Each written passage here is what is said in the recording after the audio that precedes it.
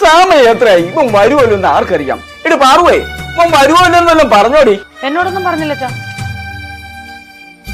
അച്ഛാ പതുക്കെ പറ, വരുന്നുണ്ട്.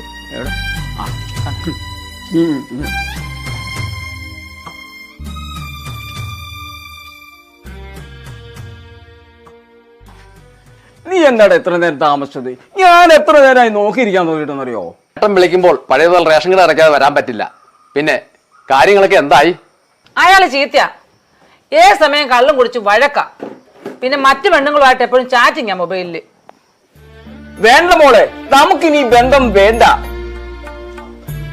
ഞാൻ കല്യാണത്തിന് കൊടുത്ത സ്വർണവും പണവും തിരിച്ചു വാങ്ങിച്ച് ഇടപാട് തീർക്കാനാണ് എനിക്കിഷ്ടം. എടാ ഇരിക്ക്.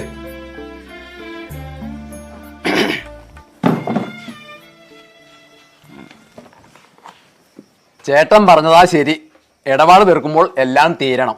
നമുക്ക് പോയി കാര്യങ്ങൾ സംസാരിക്കാം. മര്യാദയ്ക്കല്ലെങ്കിൽ അവന്റെ കാല് ഞാൻ തല്ലി ഓടിക്കും.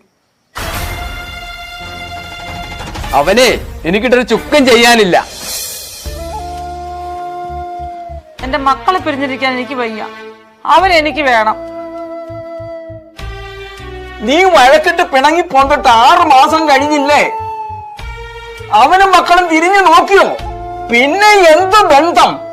എന്നോട് മാപ്പ് പറഞ്ഞ് ഇവിടെ വന്ന് വിളിച്ചാൽ ഞാൻ പോകും. ഇല്ലെങ്കിൽ മരണം വരെ ഞാനിവിടെ നിൽക്കും. ഇത്രയും ആയ സ്ഥിതിക്ക് ബന്ധം മുന്നോട്ട് പോകണമെന്ന് എനിക്കില്ല. പിന്നെ നിനക്കും ഒരു ജീവിതം വേണ്ടേ? സമയം കളയണ്ട, നമുക്ക് പോയിട്ട് വരാം. അവൻ എന്നോട് മോശമായി പെരുമാറിയാൽ അവന്റെ നെഞ്ചത്ത് ഞാൻ കത്തി കയറ്റും. എന്നിട്ട് ഞാൻ ജയിലിൽ പോകും. എനിക്ക് മേലും കീഴും നോക്കേണ്ട ഒരു കാര്യവുമില്ല. നിങ്ങൾ തല്ലാനും കൊല്ലാനും ഒന്നും നിൽക്കണ്ട. കാര്യങ്ങൾ മാത്രം സംസാരിച്ചാ മതി. അതെന്ത് ചെയ്യണമെന്ന് ഞങ്ങൾക്കറിയാം. വാ ചേട്ടാ, പോയിട്ട് വരാം.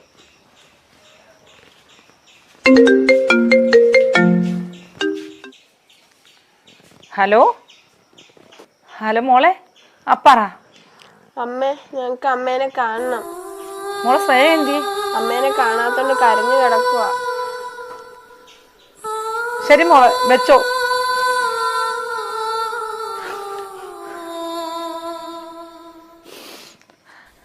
അവനിട്ട് 2 എണ്ണം കൊടുക്കണമെന്ന് ഞാൻ എത്ര നാള് പറയുന്നുണ്ട്. അവനോട് 2 എണ്ണം രണ്ടിലൊന്നും അറിഞ്ഞിട്ട് അതാ ഞാൻ പറഞ്ഞത്.